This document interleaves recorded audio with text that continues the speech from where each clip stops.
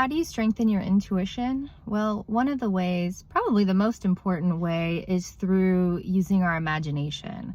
When we're children, we see life with this lens and perception of awe and wonder and creativity, and anything is possible, and just incredible imagination.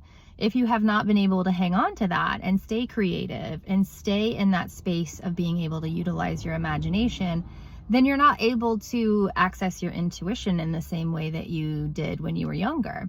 And so how do we reconnect to our imagination and our creativity, and how do we get that line nice and strong again so that we can visualize, so that we can feel and listen and hear when our intuition is activated?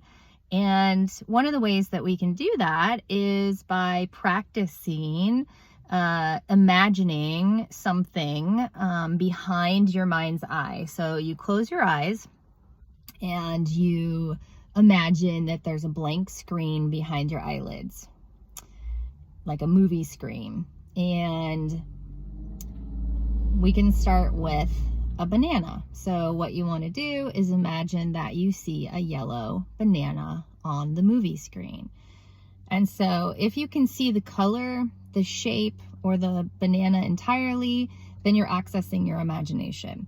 If you can't and you're struggling with that, you want to keep trying. And another way to do that would be to have the banana in front of you physically and look at it, or look at a picture of a banana for a few minutes and stare at it, then close your eyes and see if you can imagine that right there behind your mind's eye on that movie screen.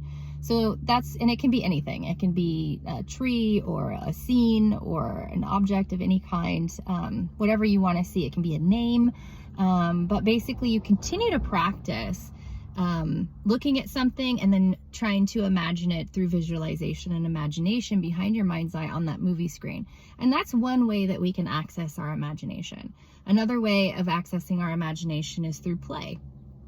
It's like, when's the last time you allowed yourself to just play?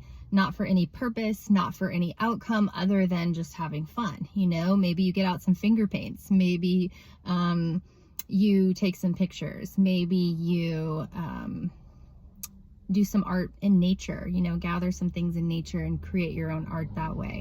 Whatever it is, just having fun with play is one way that we can activate and turn on the imagination. And doing the exercise that we just did with imagining the object behind your mind's eye, those are two ways that we can try to tap back into that imagination, and that really allows our intuition to come back online and to strengthen.